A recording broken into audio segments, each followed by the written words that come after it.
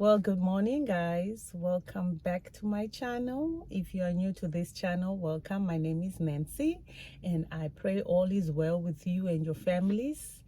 And happy Father's Day to all the dads out there. Happy Father's Day. We pray that God continues to strengthen you and bless you so that you continue to provide for your families and be there for your children. Happy Father's Day to you all. We need you, dads. We do. We cannot do without you. So happy Father's Day and happy Juneteenth, short for June 19th. So to all my viewers who don't know about this June 19th, I will just explain in a short sentence, I guess. Well, I learned about this day when I was in college here in the US. So basically, June 19th is a celebration for freedom for Black people.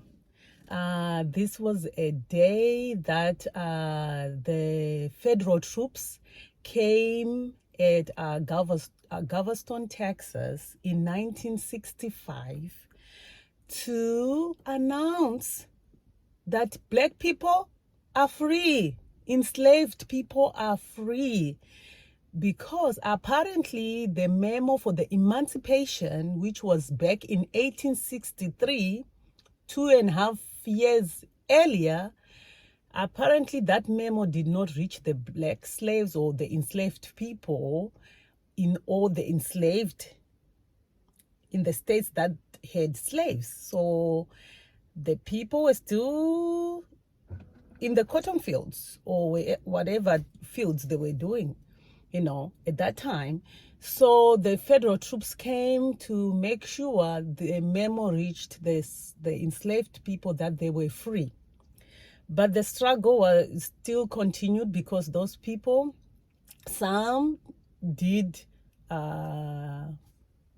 migrate to the northern areas, they say, but some, they were killed just for being free. Some were continued to be slaves, even in 1865. So the struggle still continued even after that. However, Texas became the first state to recognize June 19th. And just last year, President Biden made June 19th an official holiday, a national holiday, meaning U.S. supposed to recognize June 19th because actually that's the Independence Day of Black people. That's when they were really free. But not all states recognize this day, and not all companies recognize this day, because I remember working at some companies when June 19th came, you were working. We were still working, yet we were in Texas where they recognized this day as a national holiday, but we were still working. So the struggle still continues. I wonder sometimes, like, God, what is wrong with our skin? But that's the conversation I will have with my Father when I get to heaven and ask why. But anyway, guys, happy June 19th. It's all good. Just like as Martin Luther King Jr. said, there is light. He sees light. I know there is light. One day we'll get to that place where nobody sees color. It'll be just one family. It'll come that one day. One day. So happy June 19th. Mind made. This is mind made, yes ma'am. Does it have a meaning behind Yes ma'am. it? So this is the logo, thoughts or seeds. The yours grow through the weeds. And so that's the whole like tagline for my brand. So the idea behind it is that, you know, like, I mean, you can have $1 million, everything in the world, you know what I'm saying? But if you don't have a peace of mind and like joy, you know, the things that you need up here, you don't have anything, you know, because you're gonna go out there and just like spread destruction, you know what I'm saying? But like, I mean, if you have peace of mind, if you have joy, you know, like if you have love, then I mean, you have everything. So it's like, you know, your perception really creates your reality. And that's just the meaning behind all of my pieces. Wow. Amazing. Thank you. It just came up in your mind, So, just like. I'm a therapist, and I'm training to be a psychologist, and so it's like, it's not only, you know, what I do for a living, but it's just like how I live my life, you know, you know, like, I mean, sometimes, you know, people go through things, and, you know, for a while, you just don't wake up happy, right? And then, like, when I finally got to like waking up happy every day and consistently, you know, I had to think about what I was doing, and I realized it started out here. It wasn't anything that I did on the outside. Like, I had to work on myself mentally first, and so that's just what I'm kind of just trying to remind everybody through my products. Wow. This is amazing. Yes, ma'am. Thank you. Wow. So today I am honoring my dad, my father-in-law, and my husband. So let me just tell you this story, guys, which I promised I'll tell you. So last week, we decided to enroll my younger daughter into this invention camp. My husband friend told him about this camp. So we enroll her into this camp. It was just a 4-day camp, right? So Monday, I go pick her up. And then I'm asking her, was it fun? Did you have fun? You know, just questions you ask as a parent. And then my daughter tells me, Mommy, are there any sleeping camps out there where I can just go and play and sleep? Because the whole entire year we'll be learning. And now you want me to go again and be learning during the time I'm supposed to be relaxing. We only have 2 months to enjoy our summer, and yet you want to enroll me into a learning camp. I say, no, but this is supposed to be really fun. And she said, this camp is for unusual people. I think she meant to say genius people. I think that's what she meant to say. So I asked her, what do you mean unusual people? She said, Mommy, a kid my age will make a jet, an airplane in 30 minutes. Is that normal? I said, no, it is a gift, right? And she said, well, I'm just a normal kid. I just want to be around normal kids where I can just go play and sleep. If you take me to a sleeping camp, I'll be happy. I said, but no, this is just to, you know, so you can discover yourself, to see maybe you are an inventor of something. And she said, no, thank you. When does this camp end? I said, on Thursday. She said, oh, thank God, because I don't know how I was going to make it.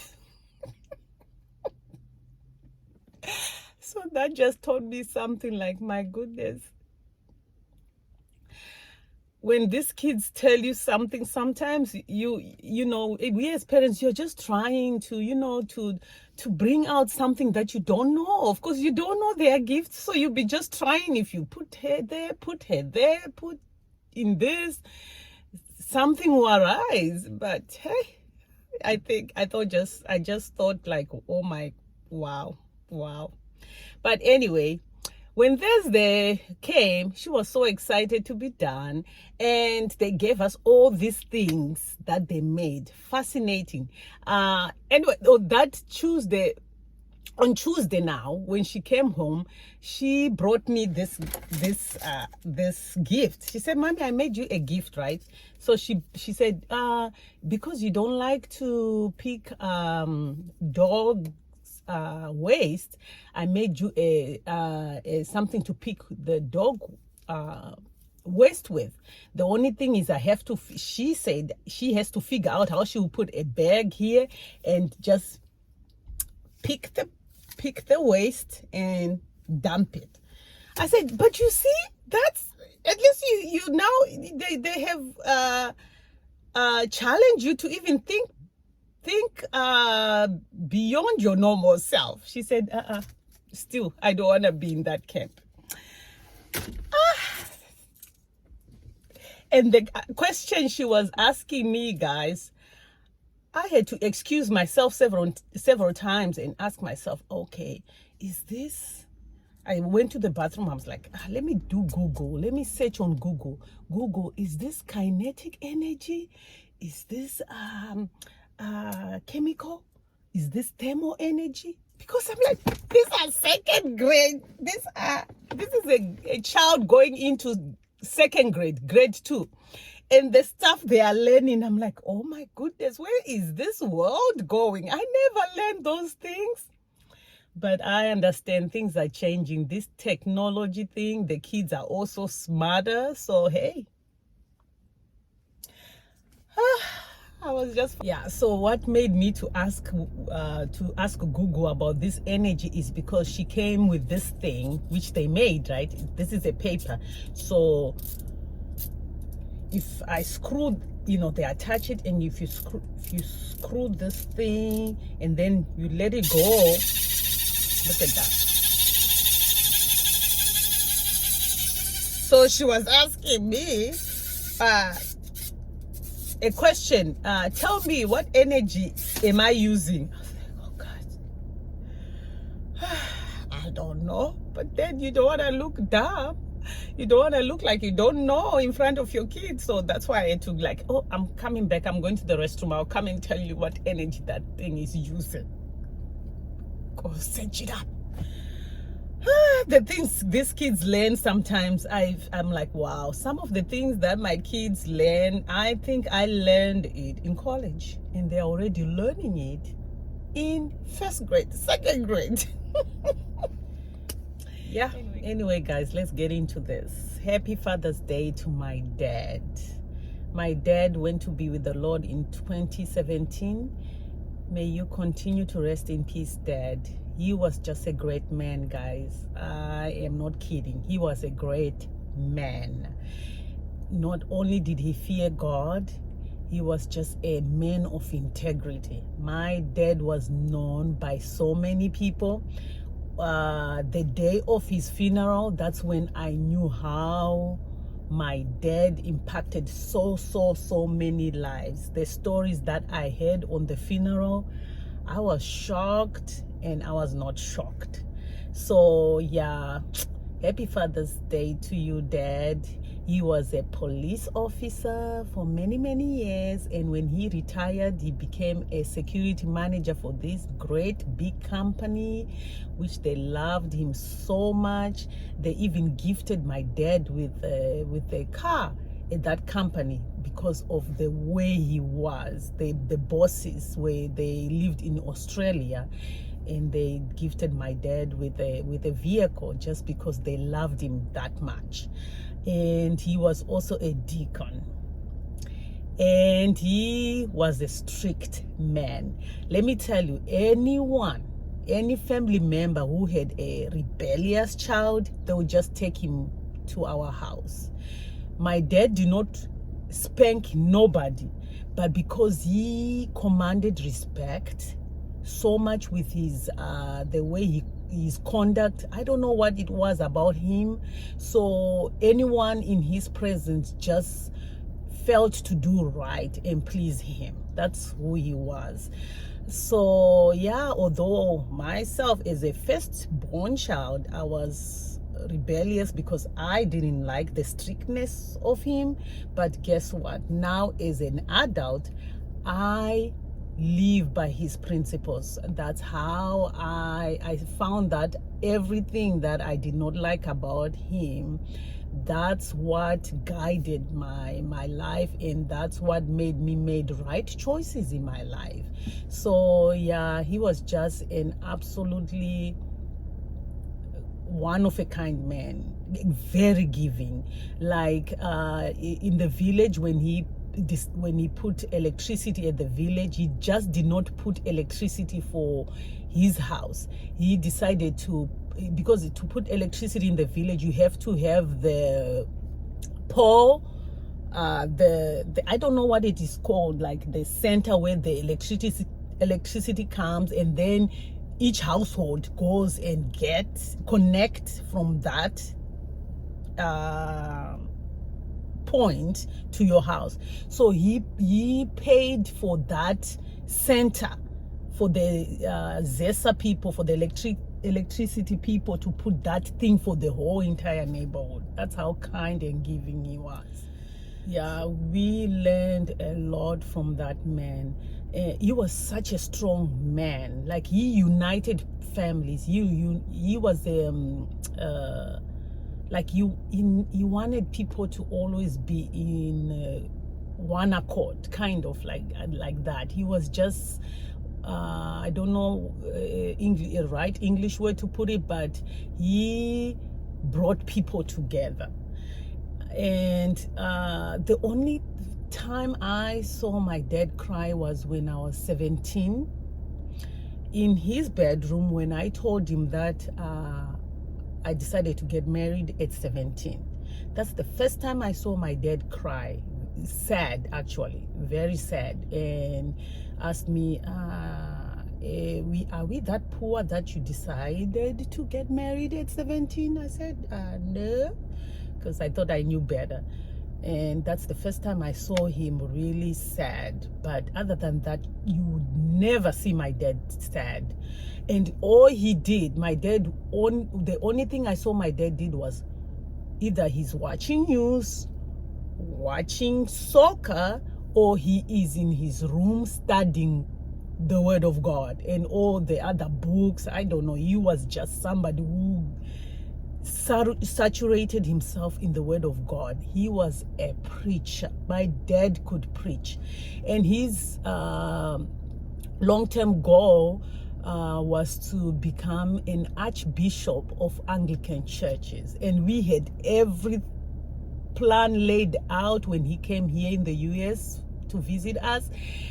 I think this year he could have been in his third year, because it would have taken him 5 years to become a archbishop of Anglican Church. That's what he wanted to retire doing. So yeah, I know he's in a better place. He's happy.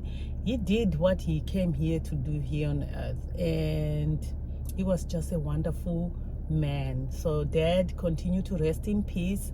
My dad had 5 children, 3 boys, 2 girls, and he has how many grandchildren? 13. 3 grandchildren and 1 great grandchild. Dad, continue to rest in peace. We love you. We miss you so much. And I just know that from your children, or children, grandchildren, whoever, from your legacy, from your blood, someone will be an archbishop. So continue to rest in peace, Dad. Love you. And to my father-in-law, happy Father's Day, Sekuru. Continue to rest in peace. Guys, I had a great relationship with my father-in-law. That man was also a great man, a businessman. My father-in-law started his business when he was just 17 with 1 taxi. And then that 1 taxi became so many taxis. And from taxis, I mean, like taxis, how do you call it? Uber. We call it Uber now. He started with 1 and it became so many. And then he had buses, lots of buses. And from buses, he had many houses, many grinding mill, many shops, many cattle. What else am I? I'm forgetting something else. He was just a born to be business person. He was a celebrity in his city. Every corner, everyone knew who he was. And if you wanted to borrow money, you go to him, he will give it to you. And he was telling me the money that people borrowed and never paid back was enough for him to buy the whole entire city. That's what he always say. And it wasn't a lie, because every time when we went to visit him, there will be either somebody at the house asking for help, for money, or at his company. So he was just also kind. He was a giver. He was, and he had many butcher, because he had cattle. So of course it made sense that he also had a butcher, I think. Is it a butcher he had, or butchers? I'm not sure no more. But he was just a good person, My father-in-law, I always wondered why we got along so well. I found the answer when he came to visit us. I stayed with him 6 months. That's when I knew that they saw their father got shot when he was a young boy, right in the head during the war, back in the 70s. Is it 70s? He said, yeah. And that trauma stayed with him. So the stories that he would tell me, how he got over it, just stayed in my heart. And that made me want to go for my own healing. Just hearing his story was just so inspiring and encouraging to me. And yeah, he just said the passing of his dad made him to work so hard that he never wanted to be at a stage where he is poor, because I think why they shot his dad was because he said they wanted something and they couldn't provide for that. Whatever it was something to do with the dad could not give those soldiers something, and they shot him just like that. Best said time we had together was when he came here, because when we were back home, you never see him. You wake up, he's already gone. He comes late. He was a businessman, so we never had that time together, because he was always being pulled left, right, center, back, everywhere. So when he came here, this was the best time for him, because that was his first time. He said he relaxed all his life. He had never relaxed. His blood pressure was always up. The time he went back home, he didn't have normal blood pressure. It started again because he went back. And I understand he was a businessman. So we had the best of times with him when he came here. Those 6 months were the best. We exercised together. He was a big guy, but the time when he left, he had lost some weight. He felt good. We never quarreled. Like, even when my husband, that time actually when he came, me and my husband were actually quarreling and having issues, but he would tell my husband, "You be on my side." Let's say it like that. He always sided with me. That's how great he was. And he's the one who told me, because that time I used to do hair at my house, or go to people's house, so he would and then work also. So he would tell me, "Why are you working? Just concentrate on one thing and you will succeed. You don't need to be all over the place. Just do your business and concentrate on that and you will succeed." So he's the one who really encouraged me to open my business. Really, he was just a great man. Sekuru, continue to rest in peace. So he has 17 children, plus, if I'm not mistaken, but I know it's 17 children, and he has 32 plus grandchildren, or 33, and he has 5 great grandchildren, if I'm not mistaken. So Sekuru, we miss you and we love you. May you continue to rest in peace. And to you, my husband, oh my goodness, you are such a great dad. You are such a patient dad. You are a wonderful father. He's a very interesting disciplinarian. I'll put him in a more like a logical, analytical disciplinarian. He's the guy that will first analyze the situation, go for a walk, then come and will decide on the discipline, or he will tell his child, okay, sit there, I want you to sit here and think of what you have done, and I'm gonna give you 3-4 hours, you remain seated while I think what to do with you. That's how my husband disciplines his kids, guys.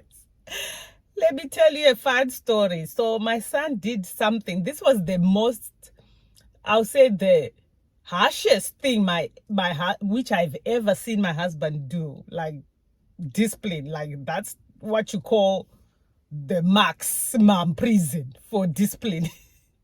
So my son did something really bad. He did something really bad, and we were really, really, really, really upset. I was so angry. So when I'm angry, I don't do anything. I just say, you know what, your dad will deal with you, because really, all I could do that time was shout, and I knew that shouting won't do anything. So my husband comes, and then he takes my son in the garage and tells me not to come out, to trust him. So I'm like, okay, what can he do, really? My husband don't whoop nobody. So probably they are having a good talk, right? A good conversation.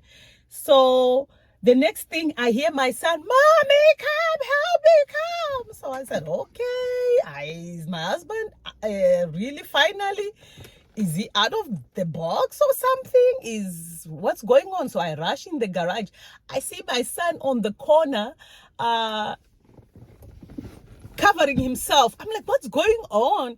He said, Daddy want to remove my private parts. I'm like, what do you mean? I see my husband holding this big, this thing that you cut wood with. And then I'm like, what are you doing? And my husband turns around and winks at me, like telling me he's not going to do anything. He said, yeah, I'm going to cut off his private part and see what's going to happen to him, so we can do what's right. So I went back in the house. I was like, oh my gosh. I said, I hope this don't traumatize this boy. But guess what? From that day till when he finished school, he never repeated that same offense. That's the most, I'll say the biggest disciplinary action that my husband ever did. Other than that, he'll just think about what he's gonna do and try and negotiate with the kids, and that's about it. I just thank God that God gave me somebody who balances me so well, taught me other ways of parenting, really. He is the one who has taught me forgiveness, because he is a man with a big heart. He forgives some things that I'm like, they don't deserve your forgiveness. You know, things like that. When I wasn't healed and I didn't understand this forgiveness thing, I was upset that he would forgive just like that after people had done so wrong to him. But he truly is a man who taught me how to forgive and let go. He is a very self-controlled guy. self-control father. There's this dog situation that happened with our big dog Jazzy.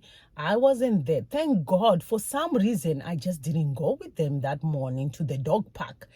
And when they got to the dog park, you know how dogs, those with dogs knows that when you go to the dog park, you just leave the dog running around.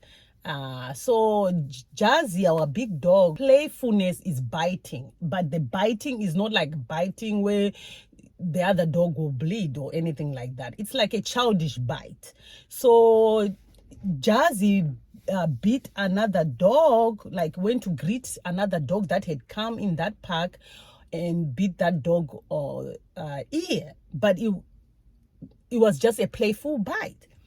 And that couple, my husband was sitting at the bench with my daughter, just watching the dogs do their thing. And when Jazz ran back, that time he says he saw what had happened, but the couple did not do anything. They continued doing whatever.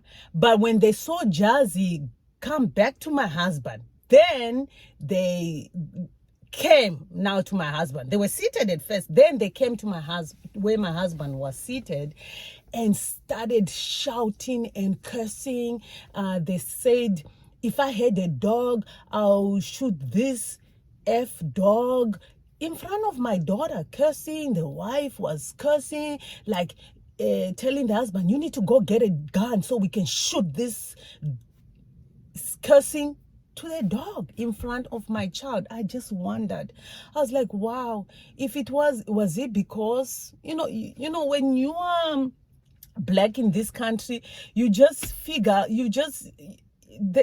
this thought just comes sometimes to you, like, if my husband and my daughter were let's say, for example, white, would they have reacted in such a manner? So my husband was so, he said he was so, like, I know he was so composed that he just said, I apologize. Do you want me to take your doctor to the vet so they can check the ear? Because since your dog is not bleeding and is fine, do you want me to take the dog? We can take the dog to the vet if that will make the situation better for you. No, you get out of here. You get out of here. This dog don't belong here, telling my husband there. So because my husband is such a peaceful man and loves peace, he loves his peace, he said, you know what, man, I am sorry, and I'm going to take my dogs out of here. And he said, before you go, I'm going to take picture and make sure I call police. He said, okay. So the couple took pictures of our dog, and my husband left with the two dogs. I just thank God that I wasn't there, because that would have been a big trigger for me. The trigger would have been them cursing in front of my daughter, not having that respect of a child. Curse me, curse my husband, that's fine, but not in front of a child. What are you teaching the children? That really made me really, really upset. But at the end of the day, I just thank God I wasn't there, because I could have been I don't know, guys. Sometimes I just don't know. So God knew. That's all I said. I said, thank you, God. You always know what's ahead. And that's why I was home. That's why I remained home. So I just say happy Father's Day to you, my husband. You're such a self-controlled human being. I just want to be like you one day, where I can just be so self-controlled in such a situation, harsh and meaningful situation, and remain peaceful. Hey, that's a beautiful thing, to remain at peace in the midst of the chaos. Anyway, guys, you are such a wonderful dad, an amazing father, and an amazing provider. May God continue to bless you. May God bless your children's, your bloodline. May God bless you and give you peace in everything that you do. And that's it for today, guys. Happy Father's Day again to all fathers out there, and happy Juneteenth to all Black people out there. You know what? Stay strong.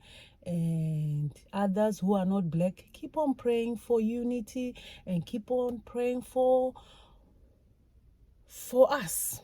You know, you have to remember those who are mistreated. There are still people out there till today who are being mistreated.